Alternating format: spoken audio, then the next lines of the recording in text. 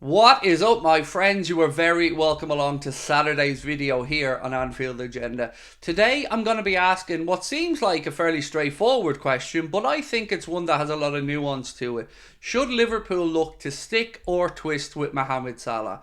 I'm sure you're all aware Mo has 1.5 years remaining on his contract, which means at the end of this season, Liverpool are going to have to do one of three things: renew Mohamed Salah, let him run his contract down and leave for free, or sell him and try to recoup as much money as they can and reinvest in the squad. So over the next few minutes, I'm going to give you my take on it, asking you guys as always to let us know your thoughts in the comment section. Drop a like on the video and please do hit that subscribe button. If you'd like to join us tomorrow for the Brentford game, we will be live on here from 1 p.m. Hope you can join us for that. It's a game that, look, if we can get the win, will send us into the international break, will lift us ahead of Spurs in the league table, and give us a bit more confidence back after what has been, well, it hasn't been a great week, has it, from the Liverpool front. So, look, my take on this, I'm going to start off as follows. Mohamed Salah, for me, isn't really passing the eye test lately. I know a lot of people are going to say to me, but Craig, the stats, I get it. He is delivering, he is still breaking records, but there's something about his performances that just don't strike me as him having the same cutting edge as he once did. He's very good defensively. His fitness levels are unquestionable. I'm not trying to say that. I'm not trying to say Mo isn't trying. He absolutely is. But we had this discussion in a few streams this week, to be honest, and the simple question is he passing the eye test? I don't think he is so much. He seems less able to create for himself. He seems less able to do what he used to do, cut in from that right hand side onto his left foot and score. I know it sounds really simple. I know he's getting assists, and as I've mentioned, his work rate and his effort is not up for question. He's absolutely still the same fit machine that he always was, always available for the manager, and defensively he's working really hard for the team. So what should we do? Well, let's revisit all of the options, and let's start off with allowing Mo to run down his contract. So many Liverpool fans will think, okay, if we got another year out of Mo, then we've got 1 year left with Jurgen Klopp. Mohamed Salah's heading for 33 years of age, and maybe this decision we can live with. If Liverpool allow him to leave for free and Mo goes elsewhere, so be it. I don't like this option. I don't want to look back at this time and see that we lost Bobby Firmino, Sadio Mane and Mohamed Salah for a combined 35 million quid if Salah leaves for free. It just doesn't feel right. Yes, we will have probably gotten the best years of all of those players, but with the way Liverpool are, with the way FSG go about their business, every penny counts for us. Every penny we can bring back in counts. So I think that's a non-runner for me. Liverpool need to either sell Mohamed Salah in the summer or renew his contract. So let's explore selling him in the summer. The likelihood is Saudi Arabia or one of the clubs from the Saudi Pro League are going to come back in for Mo. But there was a bit of a spanner thrown in the works this week when it was said that, I think it was David Ornstein said that the vibe that he gets is that maybe Mohamed Salah still feels he has a lot to give and a lot to deliver on the top stage in Europe, because no matter where the money is, the glory, the Champions League, the Ballon d'Ors, you really want to be playing in Europe to have a chance to win those. So if David Ornstein's right, and if Mohamed Salah is willing to stay in Europe, well then we got to have him at Liverpool. You can't have Mohamed Salah going out elsewhere in Europe. If he stays in Europe, it has to stay with our club. So for me, it's Saudi Pro League or nothing with regards to Liverpool selling Mohamed Salah. Unless, of course, somebody else comes in with an offer of 100 million, but I can't really see it. The clubs that are usually able to splash that cash are in the Premier League, or PSG, or Bayern Munich. Real Madrid have obviously refreshed their team, and I don't think any of the clubs that are mentioned are going to come in with an offer that makes Liverpool really think about things. So it'll be Saudi Pro League or nothing. So if we do get that offer of 100 million, let's say, from Mo, what would I do? I've debated this long and hard, and as hard as it is to say, I think I take the money. I love Mo, I do, I love him dearly, but we have to look to the future. If we're going to refresh and rebuild and try to create Jurgen Klopp's second team, I think you can't turn down that money. Look this week alone, Florian Wirtz's name came up today, being linked with many clubs around Europe, and you're looking at about 80 million for him. That's the price tag that's been put in his head by Bayer Leverkusen.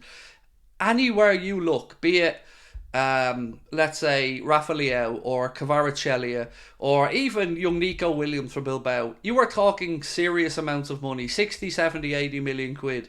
Would it really be worth letting Mohamed Salah leave for free or running down his contract to not go and get one of those players. We need every penny we can get. So if Liverpool have an intention of renewing Mohamed Salah, I'd be fine with that. But I don't see it coming. I've never seen it coming. I think we have to be careful here because as football fans, it's very easy at times to get caught up in the emotion of it all. But somebody has to look at the cold hard business facts, and maybe for the first time in a long time, this is where perhaps I will give FSG credit.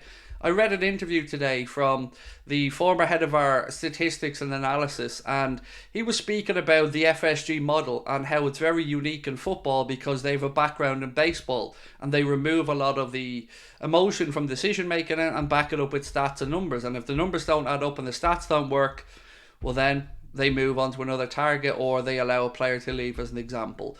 Mohamed Salah is an icon at Liverpool Football Club. But all good things do come to an end. And what we've always said are the great managers over the years, be they Alex Ferguson or whomever, they know the right time to move players on. And if somebody is willing to give Liverpool Football Club £100 million for a 32-year-old, I think Liverpool Football Club should probably look to take that money. What we do with it, how we reinvest it, that's up to Jurgen and the team. And you know what? I'm okay with it, because they're pretty damn good at what they do and they very rarely get these things wrong. It's one of these debates that I feel like there is no correct answer to. If you're watching this and you feel like Liverpool should keep Mohamed Salah, and I've always said, and I still said it as recently as this week, the preference is to give him a new deal. But I really deep down never felt like that was an option, or that was going to happen. So I'm preparing myself for the does he leave for free or do we sell him conversation. And I think if it's one of those two choices, it's got to be the sell him. Who do we bring in? That's a tough decision to make. Do you try and get Kylian Mbappe in as an example if he doesn't go to Madrid? Do you take the money from Mohamed Salah and splash it on somebody like Florian Wirtz or Nico Williams like we spoke about, Bakayoko, or another young upcoming talent? Well, we have a young upcoming talent in Ben Doak. He probably will, along with Kate Gordon, give us options on the right hand side in the future. But I do feel like this will be the last real big change for Liverpool.